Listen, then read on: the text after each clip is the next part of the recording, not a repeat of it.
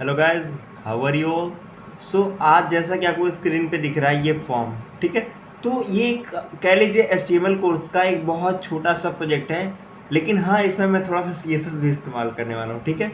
सो जैसा कि पता है बिना सीएसएस बिना मेकअप के कोई भी चीज़ अच्छी नहीं लगती, थोड़ा सा सीएसएस लगाना ही पड़ेगा। देखो, तो अब इस चीज़ को समझते ही बना कैसे और वर्क कैसे कर रहा है, ठीक है। तो आते हैं अपने प्रोजेक्ट में। अब देखो इसमें है क्या, ये सारा पुराना कोड है ना।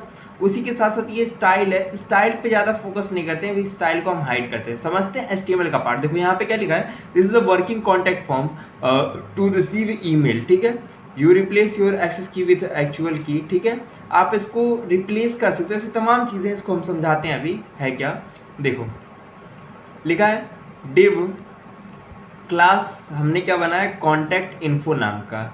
अब यहाँ पे कहोगे आप क्लास क्या है या फिर आईडी क्या है। देखो दो चीज़ें आप इग्नोर कर दो, एक क्लास और एक आईडी, ठीक है। ये देखो क्लास का इस्तेमाल करते हैं हम लोग स्टाइलिंग वगैरह करने के लिए, और आईडी का भी इस्तेमाल करते हैं स्टाइलिंग वगैरह करने के लिए, बट मोस्टली आईडीज का इस्तेमाल करते हैं हम जावास्क्रिप्ट के साथ वैलिडेट कराने के लिए, जावास्क्रिप्ट के साथ कनेक्ट करने के लिए, जावास्क्रिप्ट के साथ काम करने के लिए, ठीक है। बट बेसिकली आप इतना इग्नोर करके चलो, ठीक है। यहाँ पे क्या S2 आपको पता है हेडिंग के लिए इस्तेमाल किया था, क्या लिखा है, गेट इंटरेस्ट, ठीक है। उसी प्रकार से एक पैराग्राफ लिखा है जहाँ पे कुछ भी मान लो लिखा हुआ है, ठीक है। उसी प्रकार से नेक्स्ट क्या है, फॉर्म है। फिर से मैंने बोला क्लास को आप क्या करो, इग्नोर करो अभी के लिए, ठीक है। मेन चीज देखो एक्शन है। अब एक्शन में जैसे कि मैंने बताया था कि यहाँ पे आप कुछ ना कुछ यूआरएल देते हो अपने बैकएंड का या फिर किसी भी चीज़ का। तो अभी के लिए हम क्या किए, बैकएंड ना इस्तेमाल करके एक Web3 का फॉर्म्स का एपीआई होता है, हम उसी का इस्तेमाल कर रहे हैं, जिसके थ्रू हम अपने फॉर्म को सबमिट कराएंगे, ठीक है। तो उसका इस्तेमाल किए। फिर हमने क्या किया, मेथड इसका पोस्ट रखा है, क्योंकि हम नहीं चाहते कि हमारा जो भी डाटा है वो किसी तीसरे पार्टी को पता चले, ठीक है। अब क्या कर रहे हैं, इनपुट टाइप हिडन किए एंड नेम क्या किया हमने, एक्सेस की किया है। और वैल्यू यहाँ पे आप देखो, अब यहाँ पे ये वैल्यू आप कहाँ से गेट करोगे, जो भी आप इसमें जब रजिस्टर वगैरह करोगे तो आपको ये वैल्यू मिलेगी, आप इसमें अपना पुट कर सकते हो, ठीक है।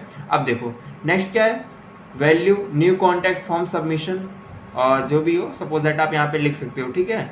उसी प्रकार से नेक्स्ट हमने क्या किया है, इनपुट टाइप एक और लिखा है माई वेबसाइट के लिए। ऐसे हमने 3 इनपुट टाइप्स बनाए। अब देखो है क्या, एक डिव बनाया। अब डिव के बारे में मैंने ऑलरेडी बताया था, डिव एक खाली कंटेनर होता है जिसमें आप चीज़ों को सेपरेट करते हो और एक फॉर्मेट में रखने का काम करते हो, ठीक है। जैसे कि आपने क्लास लिया वही पुराना, ठीक है। फिर से एक डिव लिया। अब इसमें क्या है, लेबल लिया है, लेबल फॉर नेम के लिए, ठीक है। और इसमें हम क्या डाल देंगे, नेम, और क्लास फिर से आप इग्नोर कर दो, ठीक है। अब देखो जो हमने पहली वीडियो में बताया था प्लेस होल्डर का काम क्या होता है, जो भी आप यहाँ पर राइट करोगे वही आपके ब्राउजर पे शो करेगा। जैसे कि यहाँ पे आपके ब्राउजर पे क्या शो कर रहा है, योर नेम। अगर आप प्लेस होल्डर पे यहाँ पे पुटअप कर दोगे सपोज दैट RN मौर्य फिर कुछ भी रैंडम, तो वही शो करेगा। जैसे मान लो मैंने यहाँ पे क्या कर दिया, RN मौर्य कर दिया, तो यहाँ पे क्या होगा, अब जैसे आप इसको ओपन करोगे तो यहाँ पे वही शो करेगा, किया ना। तो ये इसका काम होता है प्लेस होल्डर का। उसी प्रकार से टाइप वगैरह है, प्रीवियस वाली वीडियोस में हमने देखा था। देखो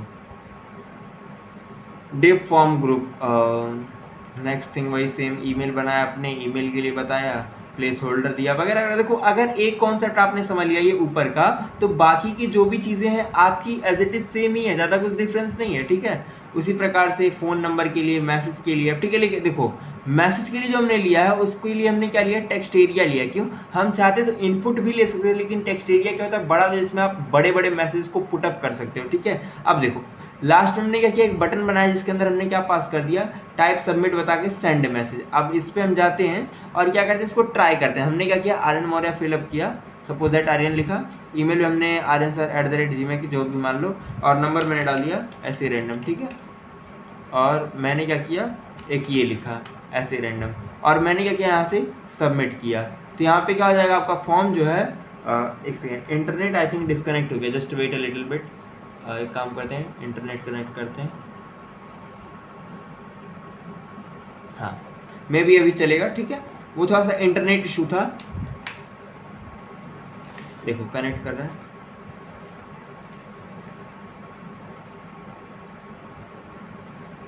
may be now it's working perfect.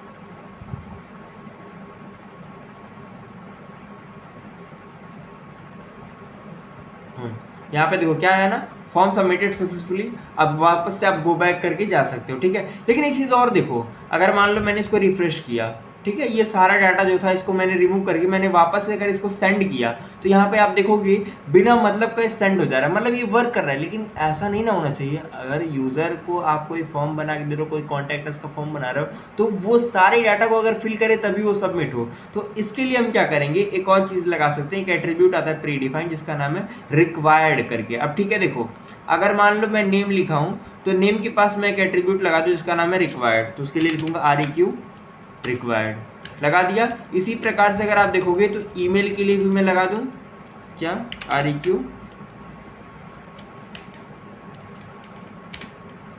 Required. उसी प्रकार से फोन नंबर को मैं अगर चाहूं तो छोड़ सकता हूं, और मैसेज के लिए भी मैं क्या लगा दूं, रिक्वायर्ड। तो इससे क्या होगा, यूजर जो लिखेगा बिना लिखे उसको फॉर्म सबमिट नहीं करने देगा। ठीक है, मैं वापस जाता हूं, रिफ्रेश कर लेता हूं आपकी तसल्ली के लिए। अब मैं यहाँ पे लिख देता हूँ आर्यन, और ईमेल में मैं डाल देता हूँ सपोज दैट ये, और मैं देखो फोन नंबर और मैसेज में स्किप करके सबमिट कर रहा हूँ। देखो यहाँ पे क्या कर रहा है, प्लीज फिल दिस फील्ड। तो जबरदस्ती आपको ये चीज़ लिखना पड़ेगा। मान लो मैंने इसमें लिख दिया और इसको आप ब्लैंक छोड़ रहे हो, इसमें कुछ नहीं लिख रहे हो इस वाले सेक्शन में, ठीक है।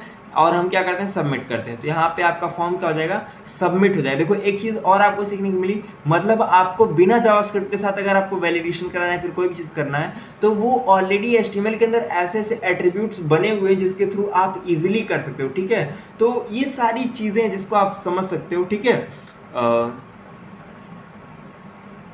सो यही सारी चीज़ें हैं। ठीक है, आप देखो W3 फॉर्म्स के बारे में भी थोड़ा सा बता देते हैं, ये क्या है और कैसे वर्क करता है। ठीक है, देखो ये एक वेबसाइट है जिसके थ्रू आप क्या कर सकते हो, अपने फॉर्म को वर्केबल बना सकते हो अपने ईमेल के साथ कनेक्ट करके। ठीक है, इसके लिए करना क्या पड़ेगा, आपको इसको साइन इन वगैरह करना पड़ेगा, और यहाँ से आप अपना एक्सेस की क्रिएट करोगे जिसके थ्रू आप ये वर्क कराओगे। ठीक है, इसको यूज़ बहुत सारी कंपनी और बहुत सारी चीज़ों में आप इस्तेमाल करते हो, जैसे HTML, JavaScript, Bootstrap, Tailwind, React, Next.js, Astro, Gatsby, Vue.js, Nuxt.js, फ्लेजडन एंड ये क्या है आपका, इसका नाम नहीं याद आ रहा है, होगो, सर्वलेट एंड विट्जो। मतलब तमाम जगहों पे आप कर सकते हो। देखो no back end code, no database, no login required, मतलब आप इजीली कर सकते हो। कैसे कर सकते हो, विद द हेल्प ऑफ, यहाँ पे सबसे पहले आप क्या करोगे, अपना ईमेल पास करोगे। समझ में आ रहा है, तो आप कोई भी ईमेल आप यहाँ पे पास करोगे और यहाँ पे क्या करोगे, अपना एक एक्सेस की पहले क्रिएट करोगे। ठीक है, तो सबसे पहले आपको तो अपना ईमेल पास करना पड़ेगा। मैं टेस्टिंग के लिए ऐसे ही रैंडम इसी को डाल के क्रिएट एक्सेस कर दे रहा हूँ। ठीक है,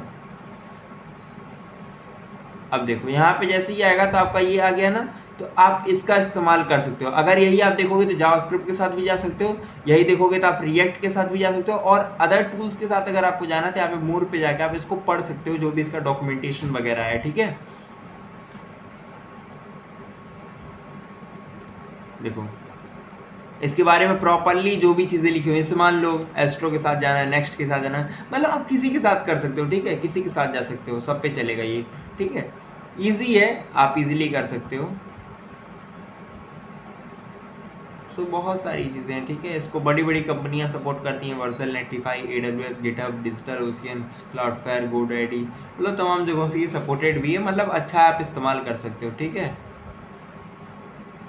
चलो सो अगर वीडियो अच्छी लगी हो या फिर और भी कोई डाउट हो, हाँ ये जो इसका ये जो कोड है, ये मैं वहाँ पे क्या नाम है इसका, कोड पेन पे डाल दूंगा, तो आप जाके वहाँ से देख सकते हैं। ठीक है, कोड पेन के लिए आप क्या कर सकते हो, बायो में जाके लिंक दिया हुआ, वहाँ से फॉलो कर लीजिए, वहाँ पे देख लीजिए, वहाँ पे बहुत सारे कोड पड़े हुए हैं। इसके अलावा अगर और भी बड़े बड़े प्रोजेक्ट्स के आपको कोड वगैरह चाहिए फिर कोई भी चीज़, तो उसके लिए आप गिटहब पे फॉलो कर सकते हैं। गिटहब पे ऑलरेडी मैंने डाल रखे हैं। ठीक है, सो वीडियो अगर अच्छी लगी हो तो लाइक करें, शेयर करें, सब्सक्राइब करें। मिलते हैं नेक्स्ट वीडियो में, तब तक के लिए keep learning and keep exploring. चलो बाय बाय।